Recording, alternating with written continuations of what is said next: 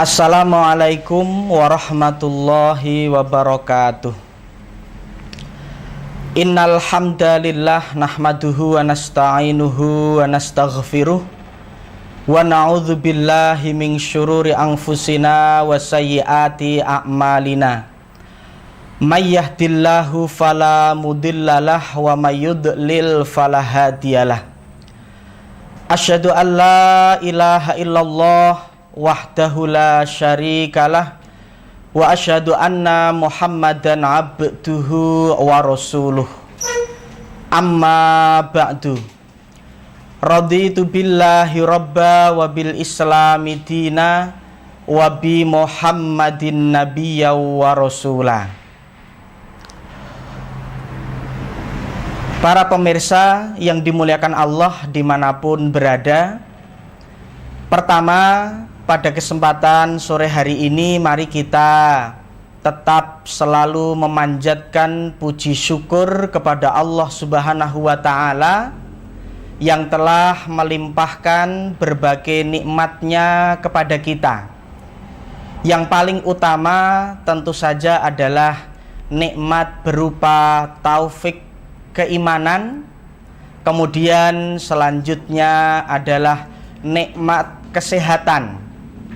Apalagi saat ini kita berada pada kondisi yang memang dalam keprihatinan di tengah-tengah adanya wabah COVID-19.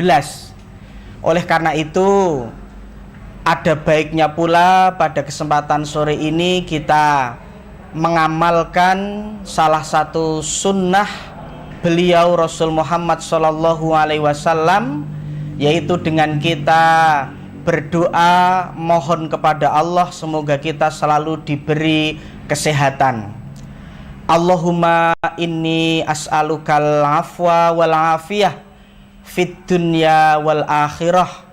Allahumma inni as'alukal afwa wal afiyah fi dini wa dunyaya wa ahli wa mali.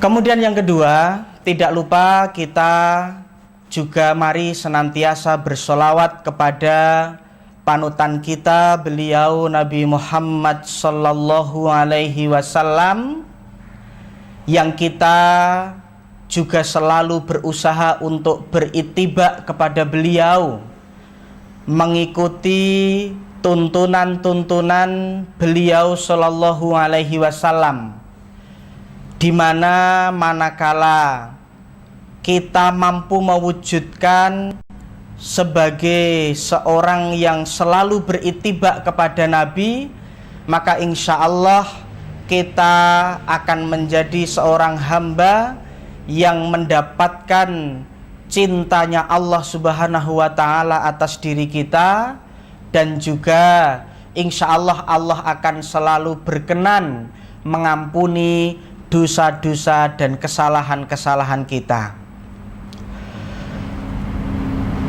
Para pemirsa yang dimuliakan Allah, untuk selanjutnya kajian kita pada kesempatan sore hari ini kami mengambil satu tema, yaitu diberkahi Allah sampai 7 turunan. Kalimat yang mudah-mudahan ini menjadi daya tarik bagi kita, terutama adalah hamba-hamba Allah yang mementingkan berkah Allah Subhanahu wa Ta'ala di atas apapun yang selainnya.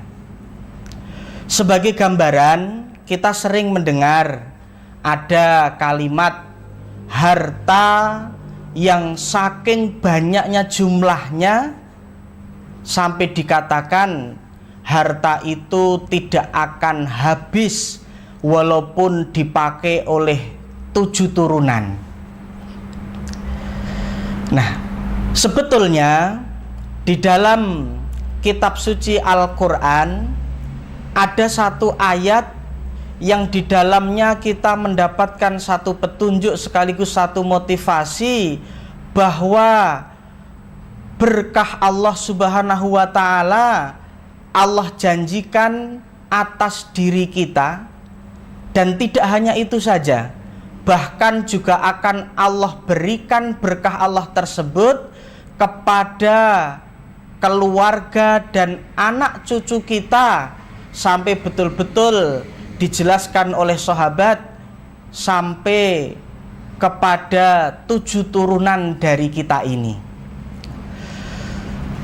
Ayat yang kami maksud ini adalah firman Allah di dalam Al-Quran surat Al-Kahfi ayat yang ke-82, yang insya Allah ayat inilah yang akan menjadi fokus tadarus kita pada kajian sore hari ini. Baiklah, untuk terlebih dahulu kami bacakan firman Allah di dalam Al-Quran surat Al-Kahfi ayat yang ke-82 ini. A'udzubillahi minasyaitonirrajim. Bismillahirrahmanirrahim. Wa ammal jidaru fakana li ghulamaini yatimaini fil Madinah.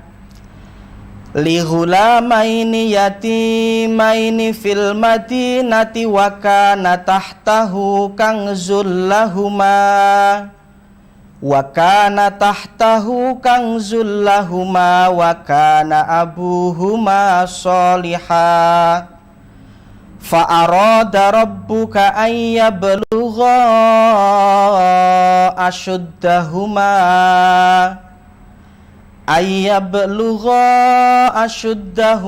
wa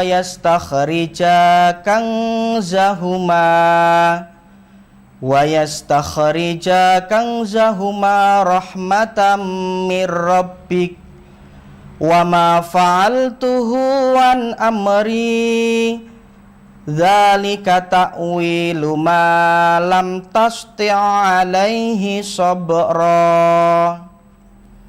Allahumma arhamna bil Qur'an.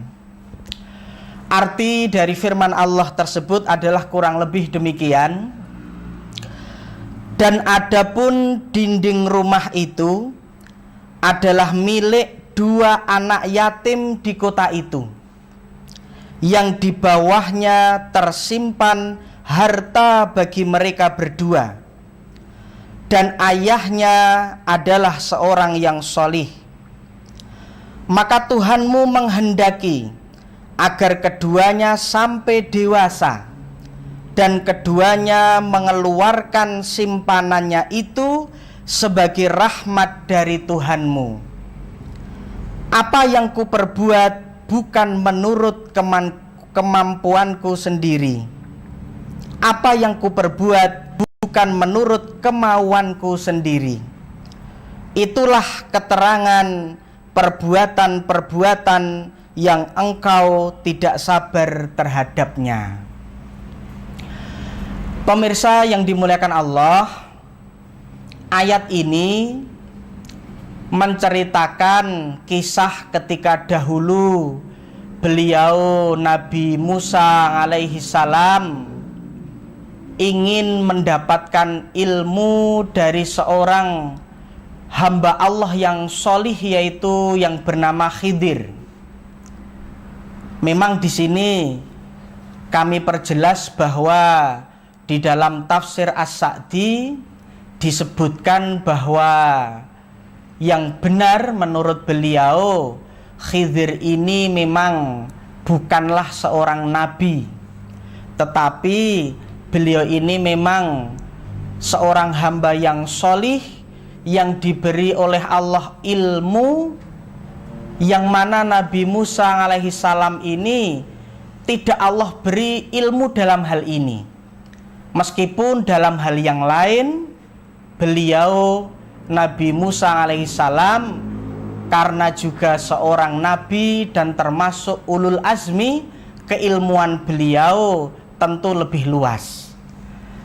Nah, dalam cerita tersebut maka kemudian sampailah kepada peristiwa di mana ketika Nabi Musa alaihi salam ini bersama Khidir sampai di suatu perkampungan, maka kemudian mereka berdua ini memohon kepada penduduk negeri itu untuk menjamu mereka. Akan tetapi ternyata penduduk negeri tersebut menolak untuk memberikan jamuan kepada mereka. Maka kemudian selanjutnya dikisahkan oleh Allah, Nabi Musa alaihi salam bersama Khidir ini sampai di sebuah dinding rumah yang hampir-hampir roboh. Maka kemudian oleh Khidir, dinding yang hampir roboh ini dibetulkan, ditegakkan kembali. Sampai kemudian Nabi Musa alaihissalam memberikan komentarnya kepada Khidir pada saat itu, lau syi'ta latakhatta alaihi ajro.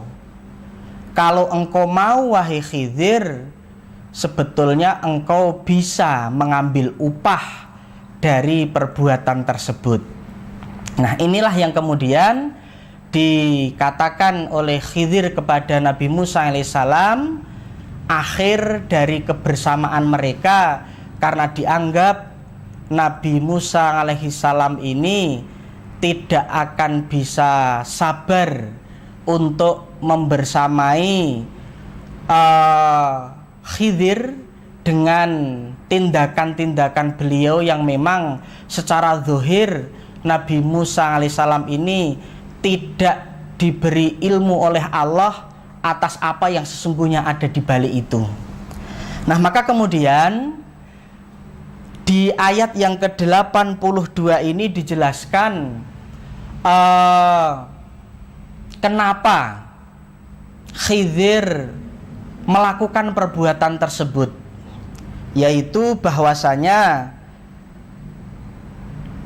dinding rumah itu adalah milik dua anak yatim yang di bawahnya tersimpan harta bagi mereka berdua, dan ayah mereka dahulunya adalah seorang yang solih. Maka atas perintah Allah kepada Khidir, dinding rumah itu diminta untuk diperbaiki supaya harta kedua anak yatim tersebut terjaga aman, sehingga kelak manakala dua anak yatim itu telah dewasa, mereka dapat mengambil apa yang menjadi simpanan mereka berdua tersebut. Para pemirsa dimanapun berada yang dimuliakan Allah, nah, yang menarik dari tafsir ayat ini adalah apa yang bisa kita baca di dalam tafsir Al-Quran Al-Azim yang ditulis oleh Al-Imam Ibnu Katsir, bahwasanya disebutkan di dalam kitab tafsir ini dari Ibnu Abbas, dijelaskan bahwasanya wa kana abuhuma sholiha fihi dalilun ala anna ar-rajula sholiha yahfadhu fi dzurriyyatihi wa tashmulu barakata ibadatuhu lahum fid dunya wal akhirah bi syafaatihi fihim wa raf'i darajatihim ila a'la darajatin fil jannah litaqarra ainuhu bihim. Dijelaskan oleh Ibnu Abbas bahwasanya kalimat di dalam ayat itu dan ayah mereka berdua, anak yatim tadi itu adalah dulu ayah yang solih, itu merupakan dalil bahwasanya seorang yang solih itu akan bisa menjadi sebab keturunannya itu dijaga dan dilindungi oleh Allah Subhanahu wa ta'ala, dan berkah dari ibadahnya orang yang soleh itu pula akan juga turun kepada anak keturunannya di dunia dan di akhirat, termasuk juga dengan syafaatnya kepada mereka, maka derajat mereka, anak cucunya kelak akan diangkat oleh Allah di dalam surga. Yang demikian adalah supaya orang tua yang soleh itu menjadi senang dengan balasan Allah, terutama yang Allah berikan kepada anak cucunya tersebut. Kemudian selanjutnya, kalimat yang juga di dalam kitab tafsir ini menjadi sangat menarik untuk kita adalah disebutkan wa taqaddama annahu kana al-abus sabi, dan berdasarkan riwayat-riwayat yang telah disebutkan, orang tua yang solih yang di ayat tersebut menjadi sebab kedua anak yatim itu mendapatkan berkah dan penjagaan dari Allah, itu adalah orang tua atau kakeknya yang ketujuh. Jadi tidak hanya sekedar betul-betul bapaknya yang soleh, akan tetapi adalah bapak yang secara garis keturunan itu ada di tingkatan yang ketujuh dari mereka. Kalau di bahasa Jawa itu kami pernah membaca, walaupun kami tidak bisa hafal secara urut, kalau diurutkan ke atas sampai 7 tingkatan itu adalah di atas kita bapak, kemudian di atasnya lagi adalah simbah, kemudian mbah buyut, kemudian mbah canggah, dan seterusnya begitu. Nah, kita bisa mengambil satu kesimpulan bahwasanya disebutkan di dalam kitab tafsir Ibnu Katsir ini, kedua anak yatim itu diberkahi oleh Allah, diberi perlindungan oleh Allah, termasuk juga dijaga oleh Allah harta-harta mereka. Itu adalah sebab karena nikmat Allah kepada orang tua mereka, karena mereka punya orang tua yang solih. Dan orang tua itu sekali lagi disebutkan adalah orang tua pada tingkatan yang ketujuh. Para pemirsa yang dimuliakan oleh Allah, oleh karena itu ada 2 faedah menurut kami yang patut untuk kita catat dari tadarus kita terhadap ayat yang ke-82 surat Al-Kahfi ini. Yang pertama adalah, kalau kita berharap kepada Allah diberi anak keturunan yang selalu dalam penjagaan Allah Subhanahu wa ta'ala, maka hal terpenting yang harus kita wujudkan adalah mari buktikan kesolehan kita kepada Allah Subhanahu wa ta'ala. Karena bagi siapapun hamba yang solih, kesolehannya tidak hanya akan bermanfaat bagi kita sebagai pelakunya sendiri, tetapi bahkan sampai kepada anak cucu kita pun, sampai 7 turunan, bisa jadi mereka akan mendapatkan rahmat Allah, berkah dan penjagaan Allah karena buah dari kesolehan kita itu tadi. Kemudian yang kedua, dari faedah nomor 1 itu juga menurut kami bisa kami tarik kesimpulan bahwa kita sebagai pribadi betul-betul nggak boleh ujub apalagi takabur. Manakala dalam kehidupan kita hari ini kita merasa oleh Allah diberi kemudahan-kemudahan, baik itu kemudahan di dalam masalah rezeki, kemudahan di dalam masalah pekerjaan, di dalam masalah ilmu. Karena apa? Bisa jadi kemudahan yang Allah berikan kepada kita itu sebetulnya Allah berikan bukan karena kebaikan kita.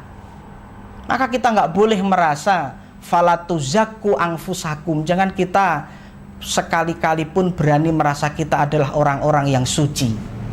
Bisa jadi kebaikan dan keberkahan yang Allah berikan kepada kita hari ini itu adalah karena nikmat Allah yang sebetulnya ditujukan kepada mereka orang-orang tua kita.